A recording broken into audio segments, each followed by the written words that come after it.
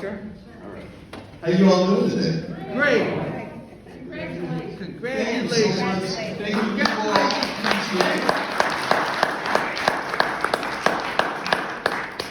Boy, what a lot's happened since I was here last time. I don't know if you want to talk about. I know I'd like to talk about the last week and a half, back to the last election day, because last week I was doing orientation for Congress. I'd worked there before, but it was a long time ago, and a lot's changed, but the orientation was interesting. And as you know, in the middle of it, we got called to the House chamber, which I hadn't been in. I hadn't been on the House floor before, to hear Speaker Pelosi announce that she was stepping down, which was not totally unexpected, but it was still kind of a bolt to hear it, because I really had wanted to work under her. It's my view that she's been the best speaker in the history of the United States. Yes.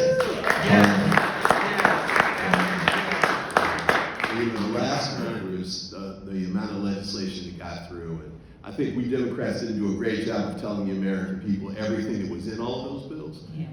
But infrastructure, chips, the prescription drugs, insulin, not perfect, but 368 for energy, the environment. Huge step forward, not perfect, but gigantic step forward, and a legacy of legislation that I think is most impressive all the way. You'd have to go back to LBJ to find a time that we could finish it. So I thought it was great. We're going to have to spin out and explain to people what was in there more, but kudos to her. They had a majority of like 4 people. Now the Republicans are going to have a majority of something like that, 2, maybe 3. And they're all in knots, It's kind of, they talk about the Democrats being the party that's, I don't belong to an organized party, I'm a Democrat. But compare the transition for Republicans and Democrats this week, right? Pelosi comes down, we go down to the floor. She announced she's gonna not run for speaker again. Steny comes up to us, we're sort of gathered over there, he comes up to the freshman, tells us that he's gonna step down. Right? And then Clyburn makes an announcement later in the day. It's not a complete step down, but he's going to drop down to number 4 position. So we have a total changeover in the top 3 spots in the Democratic Party. No blood, no arguments. It's like one press conference and a speech, and it's done in like 6 hours, something like that. The Republicans are still fighting about who gets to go to the bathroom first. It is really astonishing. So they did the vote. And McCarthy, 31 votes went against him. I forget the name of the guy that ran against him because he's totally unknown. But he got 31 votes. So that left McCarthy at 188. He needs 218 to be elected speaker. So as it stands right now, he would need the Democrats to support him to become speaker. What kind of scenario is that, right? And then they do a press conference, and then, what are your objectives? What's the stuff you guys are going to focus on in the next Congress, right? They got all these big issues. We took up a lot. We got a lot done. Some of them were bipartisan. The gun bill was not a perfect bill, but a big 7th-ranger bipartisan bill. They don't talk about anything. First thing out of their mouth is Hunter Biden. And they got like different types. They're laying out the Hunter Biden, like 8 types of hearings for Hunter. I'm like, that's it. And then after that, it's another set of investigative hearings, and Merrick Garland, they want to impeach him. I'm like, you weren't paying attention last Tuesday night, were you? And apparently the answer is no. So, it was an interesting time just to see that happening on the floor. And then the elections, we had a big party over there, and we had a little party in my neck of the woods on election night. And tonight I had 89% of the vote. It was 89 to 11. And somebody came up to me and said, Glenn, you should demand a recount, man. You should be getting at least 90 against that guy. Okay. But total surprise for me on election night, because I thought we were going to get wiped out. I really did. And we're still doing the post-mortem to figure out exactly how it played out. But I want to say a couple of things about it. One, I think that the Roe decision really did make a big impact. Not in every state, but a lot of states where abortion's on the ballot. And so it was refreshing to see that was going to be a big issue, even in purple states, and in some instances, red states. The second thing that I thought was really surprising that night was democracy was on the ballot and carried the day in a way that I really was not expecting. So you had states where they had candidates, I call them the sore loser guy, the crybaby politics guys. They're still fighting about the 2020 election. You know, and I'm like, come on guys, please, listen. That's like, you know, did they win the game last night with the bad call? Let it go, move on to the next thing. You know, in football or basketball, you'd get called a sore loser and they would move on, right? They wouldn't come. But Trump's got the Republicans thinking that this is the argument they have to make, and the American people continue to want to hear it. The problem is they seem not to. So we won states where I really thought we were going to lose them. I thought we were going to lose Pennsylvania. Fetterman was close. He had a tough debate performance, but he turned it out when he came back out the next few days. And people hit the streets. Obama showed up, which I thought was very impactful. Let's not forget Oprah, for sure. You know, so, you know, and we had close call states, Arizona, or a few others, you know, Senate and the gubernatorial race, that we pulled off, in part because I thought they had picked bad candidates that were still trying to fight 2020. And fortunately, enough voters were like ready to move on. Here's the big caveat. We lost the House, obviously. It wasn't a big blowout, but we lost it. And so that means that if the Republicans get their act together, they will be driving an agenda. Yeah. And part of it's going to be this investigation stuff, but part of it's going to be legislative too. And we don't know exactly what that's going to be because they can't figure it out. Right. But they're going to figure it out. And they're going to start trying to repeal things. There'll probably be something about Roe and abortion. There'll probably be some legislation about repealing other things. I'm hoping they've moved on from Obamacare. Last time they controlled the House, they had 67 hearings on it, I think. So we'll see. But we didn't win by much. We really didn't win by much. So a lot of those states where, yes, it was a rejection of the Trump sore loser politics. We didn't put secretaries of state in place who were saying the 2020 elections were stolen. That's good stuff. But a lot of these votes were like 51-49, 50 point something to 49 point something. These are really close calls. So one of the things I think, and we started talking about it, my freshman class is, I think, about 35 or something coming in the House. So it's a big class, but and they run the gamut. We've got people who are pretty conservative, some who won in rural districts, some who won in deep blue districts. Oh, by the way, they just put a survey out. What's the most Democratic jurisdiction in the United States of America? The Prince George's County. Prince George's County. We're number one. So we kind of run the gamut, but I think it's likely that we're going to have a good, strong class. There's a lot of talent. The ones that got a pediatrician in there. We've got a woman who owns an auto mechanic dealership in Washington State, pulled off a big upset.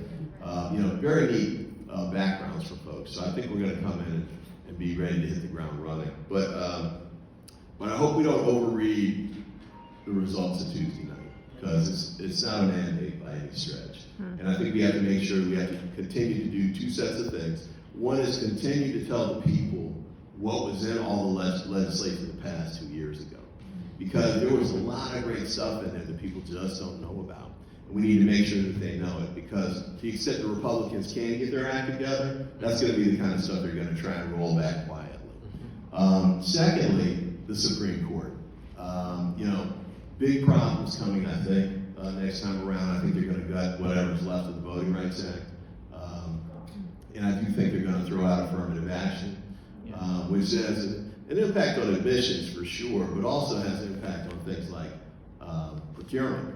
Minority businesses trying to get a chance to get federal, state, or local dollars. I think that's all going to be out.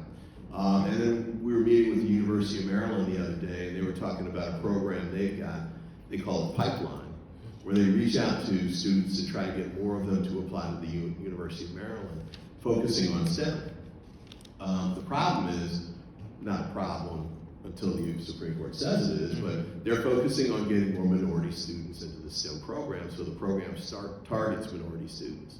The question is, will they still be able to do that if the Supreme Court comes back on affirmative action and says, you can't use race at all in any of these kinds of calculations? Another example of what the Supreme Court did that's a problem, they issued an opinion in a case called Bruin. And Bruin basically said it threw out the New York State gun restrictions on permits to carry and things like that. And it did that based on their claim. There used to be a constitutional standard that said, you can look at what the founders had in mind when they actually wrote the statute or that part of the Constitution. But the other part is, you look at, does it make sense from a governmental impact standpoint? Is this a piece of legislation or provision that's actually a good idea and would work well? They got rid of that. Any utility, practicality, all of that's gone. It's just a question of whether it was in place in 1791. So, last week, in fact, Ruth Marcus wrote a piece about it. You got an opinion from a district court judge in a case where a husband had committed domestic violence against his wife. The court issued a restraining order, and in that state, which I think was Kentucky, if I recall correctly, if there's a restraining order in a domestic violence case, you have to give up your gun.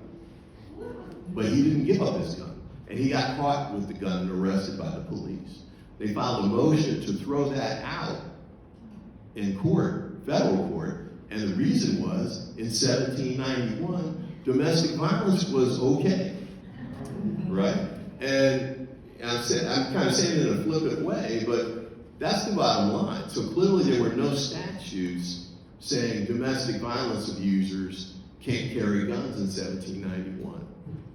So this rule is unconstitutional. So there's going to be a sweeping impact on gun laws. Not for the good, unfortunately. It's going to make more guns available. It's going to make it harder to keep guns out of people's hands who shouldn't have them.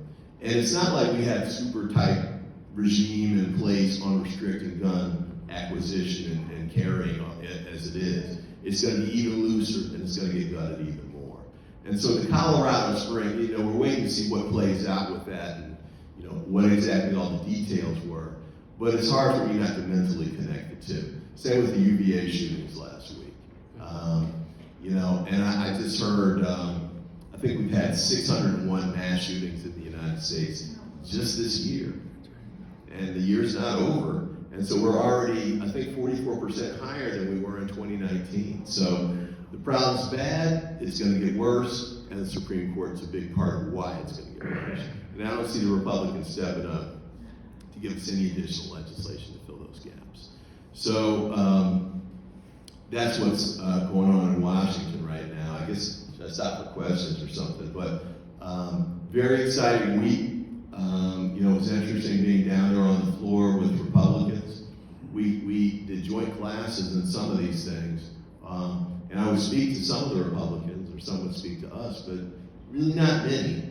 And so there's almost this thing where you're not supposed to be seen with Democrats. So with Pelosi, if you notice, and I was there, I didn't see it on TV, I saw it live, but the chamber was half full. So if you're facing the dais, the Democrats sit on the left and the Republicans sit on the right. I guess that's appropriate. There were only like 5 people over there. The rest of them didn't show up. I don't want to say it was a boycott, but the fact is they weren't there.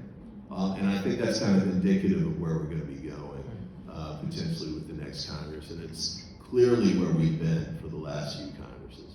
The Freedom Caucus, as they call themselves in the Republican House caucus, I think got stronger, in part because they did add a few members, but also in part because the margins are so small for the Republican majority. If it's the 31 and they only have a couple of people as a margin, McCarthy or whoever the speaker is going to be beholden to that group of 31. He's going to have to buy it, and that's Marjorie Taylor Greene. That's folks like that. So that's what we've got to look forward to. I remember when I got elected, and then one of my friends came up, and it looked like the Republicans were going to win the majority. He said, "I don't know if I should offer you congratulations or condolences, because you're on a one-way ticket to Crazyville down there, and that could well be the case." But look, thank you for those of you that supported me. Thank you for setting me down. For those of you that didn't, okay, I'm sorry, but I'm going to try and earn your support anyway. We're going to represent everybody all together and go forward together, okay? Thanks so much. Thank you very much. Glenn? Yeah, Glenn is right. Okay. Yeah. While you were talking, I looked up, and at 97% reporting, you've won by 90.3%. So you don't have to ask for a recount. Thank you. Thanks. Yeah, the question was about the Supreme Court and Obamacare, and I think it's a great question. There's going to be a lot of those because, if I recall correctly, Roberts was one of the swing votes, and he'd taken the position that he didn't want to just overturn everything. He wanted to be sort of, a little more deliberate and slow about it. And some of the arguments about Obamacare were just, beyond the ken anyway. But now he's outvoted. So on Dobbs, the abortion decision, it was going to be 5-3, and it sort of left him in the position of, do I go with the 6 and write a concurrence, or do I just go with, and he decided to go with the 6, basically. So I think that's where it is now. It had been the Roberts court, he had been the swing vote, but I don't think that's going to be the case anymore. I think they've got a solid group of 5. I think he's going to find himself joining with them pretty frequently. I will say this though, KBJ, man, what an addition.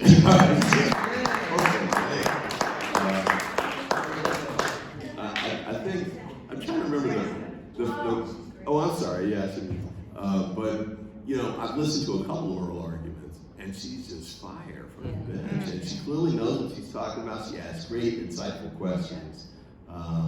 We still lose, but at least the point's being made out there, and I'm sure it's going to be there in the written opinions as well. So I think she was outstanding.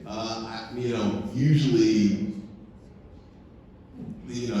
nothing happens with those. I remember a few years ago, an issue popped up. I think it was around Angela Alson-Brooks, actually.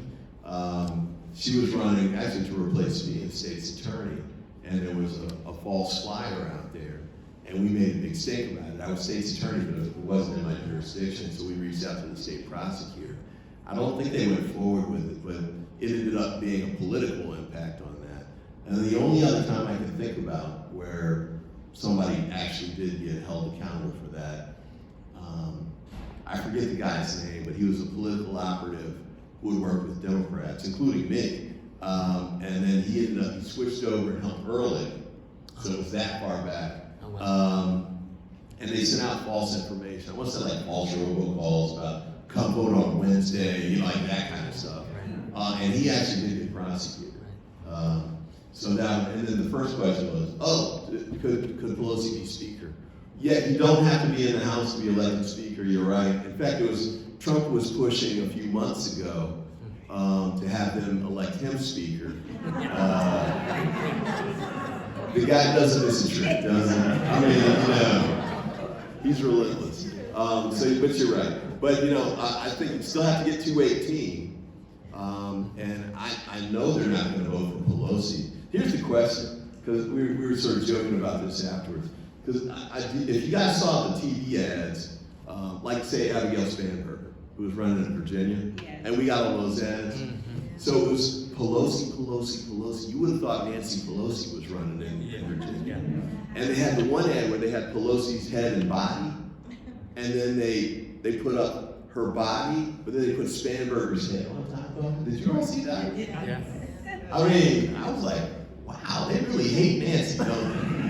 My goodness. But I guess I'll have to create a new boogeyman, because she won't be the speaker anymore.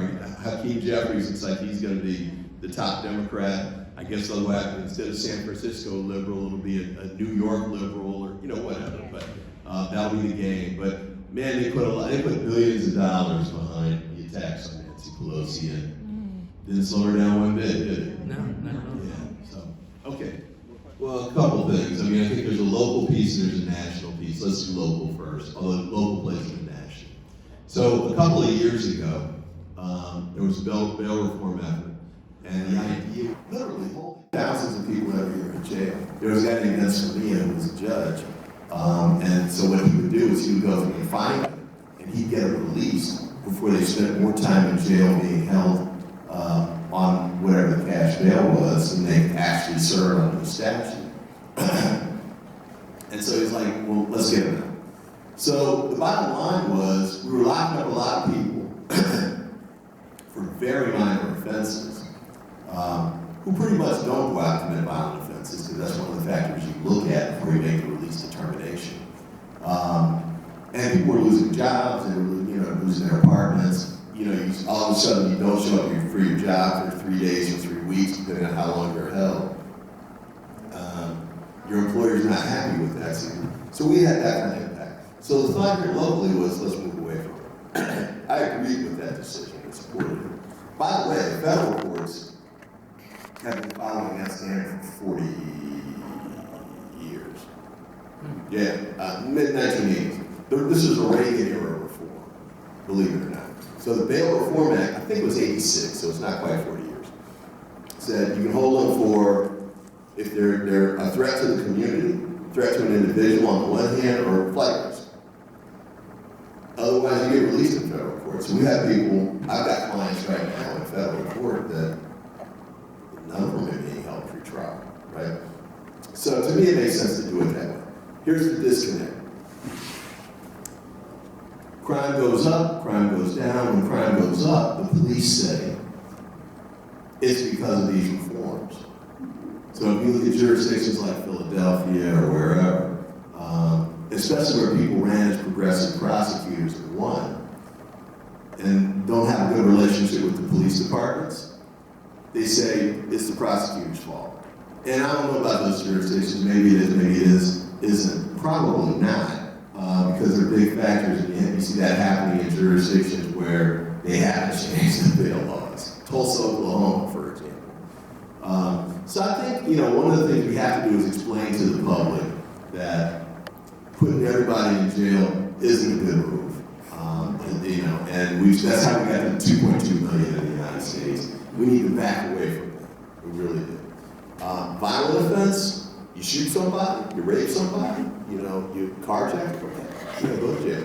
But seriously, the minor misdemeanor stuff that people were and still are held on in Upper Marlboro, I don't think it's the right way to go about it. So that's the local part. I think that's true locally in other jurisdictions. It's a huge deal in New York. I was up in New York a few weeks ago, right around the time of the election, and it was relentless, crime corrections. I think Democrats need to do a couple of things. One is make a couple of points, especially about the gun violence. The stuff that gets on TV, think about the stuff you remember, the crime issues you remember from seeing it on TV. Most of it, I'm just doing this off the top of my head, are bystanders who've been shot. Like the kid last week was breaking leaves in his yard, and he got shot. I think he was like 13. The 8-year-old and the little kid that was, crossing the street. Those are the cases that people remember. What are the common denominators? One is they're usually semi-automatic or automatic handguns. How did we get to the point where kids, because that's what we're shooting, these are kids shooting guns, aiming at other kids, and catching minors by accident? Well, when I was young, we had fist fights, we didn't have gun fights, because nobody had a gun. And back in those days, I think we're at 400 million guns now. I really don't recall anybody having a gun. Maybe here and there, yeah, but just nothing like the numbers we've got right now. So we are just as a nation awash in guns. And not only are we awash in guns, we're awash in AR-15s, semi-automatic handguns, whether it's Tech 9 or whatever, AK-47s. They're all over the place. And so one of the things I think we need to do to our Republican colleagues is say, look, you and the NRA got us into this spot, and you're trying to hang Democrats for these, gunfights on the street stuff. What are you going to do about it? You put us here. How can we back away from where we are now? What's the move forward? And they never want to talk about it. That's when they get to the hopes and prayer stuff. I haven't come on the TV today yet about the Colorado shootings, but I know what the Republicans are going to say. And you know they always say it because even when their own kids shot, like remember when Scalise and the softball guys got shot? I knew it was done because, you know, he's on the hospital bed sitting up and saying, NRA, it's okay, man, I'm still with you guys. You know, took off the man. I was like, really? That's where they are. So we're going to have to keep fighting and pushing, but we can't concede any ground on this debate. They're just too many guns, they're just too dangerous and too powerful, and we need to focus on getting those off the street. Last point. Keep an eye out for this. When you hear people say, revolving door, we're letting these kids out, and that's, okay. Usually I do not hear, and I haven't heard it in Prince George's County, the guy that pulled the trigger and killed whatever situation was, he one of those guys that just got released on something that the judge should hold on? I almost never hear that because you know why?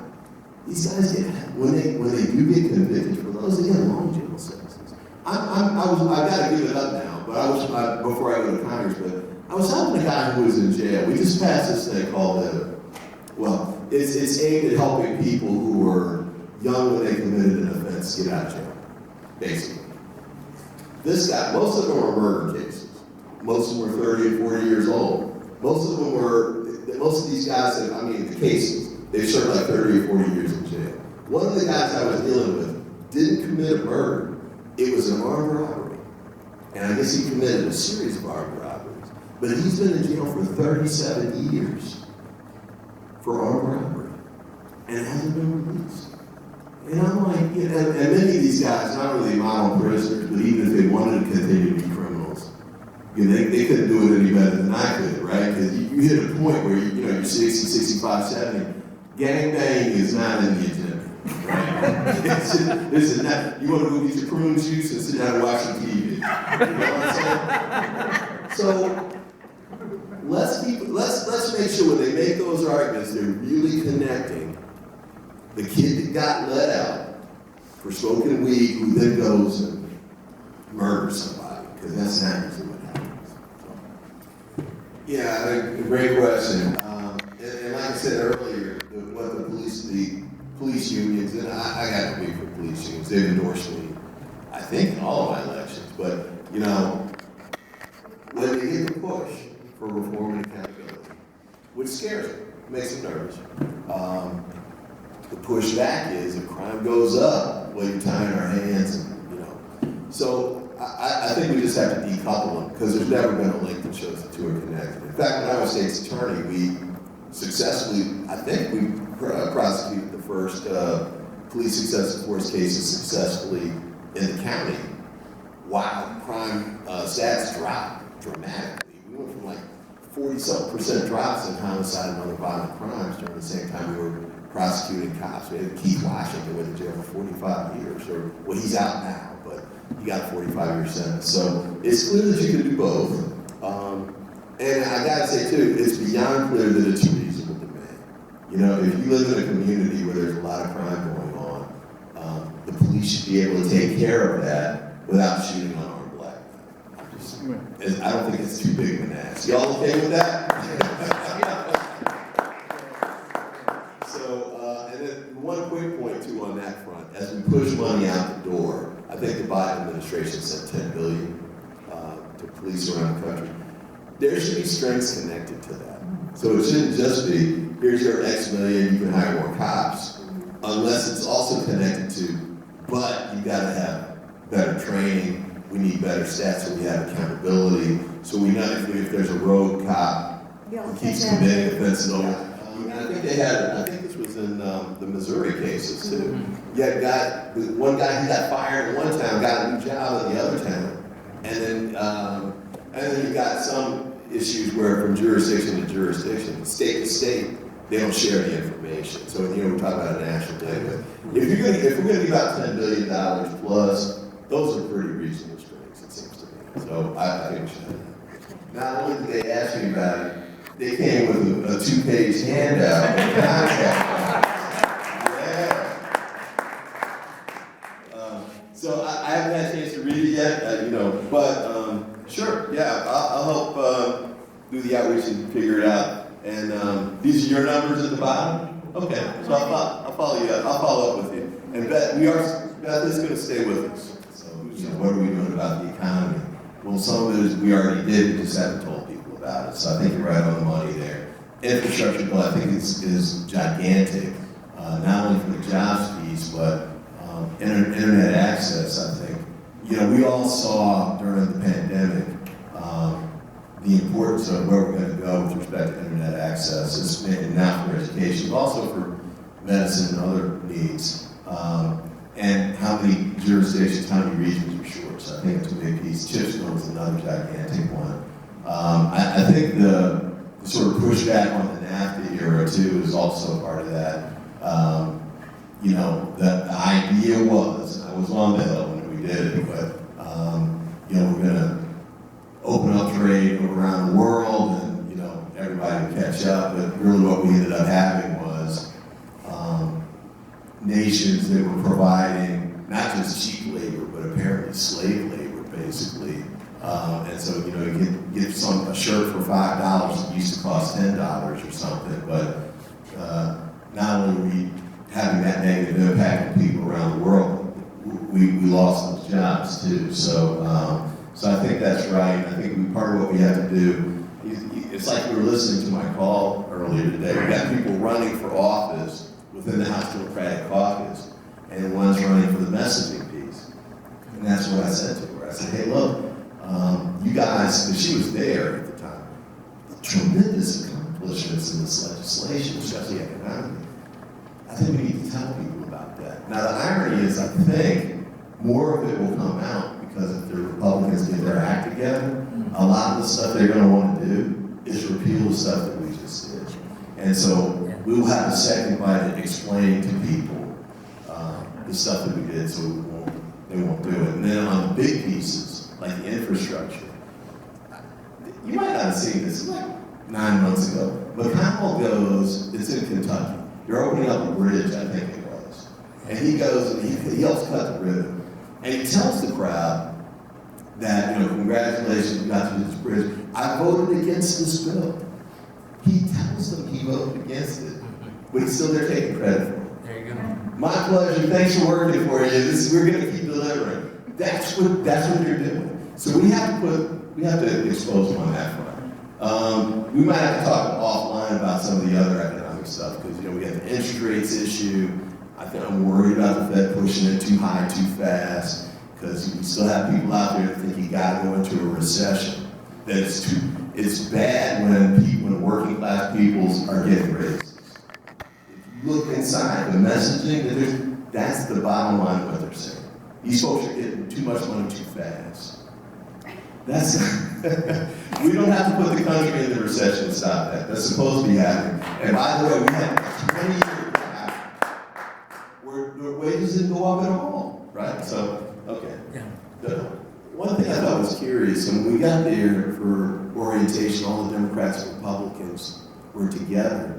The Republicans had more black males than we did. Really? Yeah. And, so I was going up and talking to these guys. Hey, brother, what's your name? And I'm like, wait a second, what did you just say? You guys start, what are you interested in? And so we're losing folks, and I think it's not because so much of the policy issues in many instances, it's the cultural aspects of it. And I'll give you an example. 20 years ago, I believe that Democrats and Republicans would disagree on some things, and sometimes they would go and they would take positions that I didn't think were in their best interest, just in my view. But I said, when it hits the point where they start dying, they'll probably come around. Then the pandemic hit, and Donald Trump decided, I think this is actually why he lost during the election with Biden. He decided that he was going to go against pushing the vaccine and fighting the pandemic, which was ironic because actually one of the things you got to give him credit for was getting the vaccine out pretty fast. It's not like he did it without the private sector, of course, but it happened quickly. But unlike the governor of Ohio, governor of Maryland, Republican governors who went all in fighting about the pandemic and he went the other direction.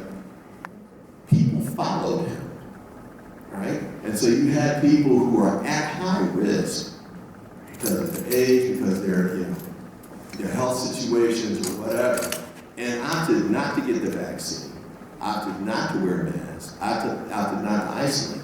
And so for the first time, I think maybe in American history, white males had a higher, lower life expectancy than black males do, you know? And they did a correlation of it by jurisdiction, county by county. And the red counties overlap with where the white death rates went up faster. And so I'm not really clear on how to break through that. And you know, when we were having some of the conversations with some of the folks I was meeting last week, I'm kind of testing the ground on that. But I'm not sure how to do that. One thing I was thinking though, and we're going to test it out next week and going forward, is back in the civil rights era, and obviously there were splits between blacks and whites then too, but you had a huge chunk of white folks who came and supported the civil rights movement. And in part it was because, it seemed to me, there were sort of two big leaders. But Dr. King did it, yes, Judeo-Christian themes, you know, through the churches, faith community, so you had people come in. But Bobby Kennedy really did it well too. And so he was getting support from working class white folks, like in West Virginia, like his brother had, that we can just barely go in the state now for some of these places. So part of me is trying to look back at like, well, what is it that allowed him to break through this socioeconomic barrier, whatever his cultural barrier was, even though it comes from families one of the richest in the country. But guess what? So did Donald Trump.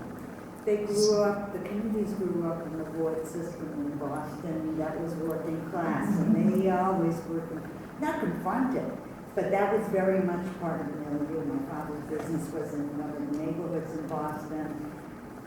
It was just very, very driven by the unions, by working class people, and they learned to have that message go that we want to make sure your quality of life is increased. We stopped saying that to everybody. Well, here's the thing on that, because you still have white candidates who are strong, who grew up in the union system, are very strong on it. But if you're Democrats, people, they just block out the conversation, right? So how do we get past that is the trick. I don't know the answer to this. We've got to test out some things and see. But I think it's going to be one of the next, the big challenges for the Democratic Party for the next 10 years is trying to figure out how to do that. Because if we're not careful, the Republican Party is going to become a party of working and middle class people in the United States. And we're going to be left with kind of everybody else, wealthy whites with our colleges, and African Americans that are providing the backbone of the party. Working class and college educated across the board. Black voters are the most reliable ones. But the Democratic Party just can't keep relying on the African American vote. We're going to have to get that. Because it's not big enough in places like Iowa, like you just pointed out, to sustain it. We're going to have to find ways to speak directly to white voters and be heard and get their attention and convince them that we can help them too. Because we already are. I'm really glad that you did mention Robert Kennedy, because he's someone, goals that he strove for, and others as well, are goals also that we're so glad that Glenn Ivey will also be striving for. Thank you very much.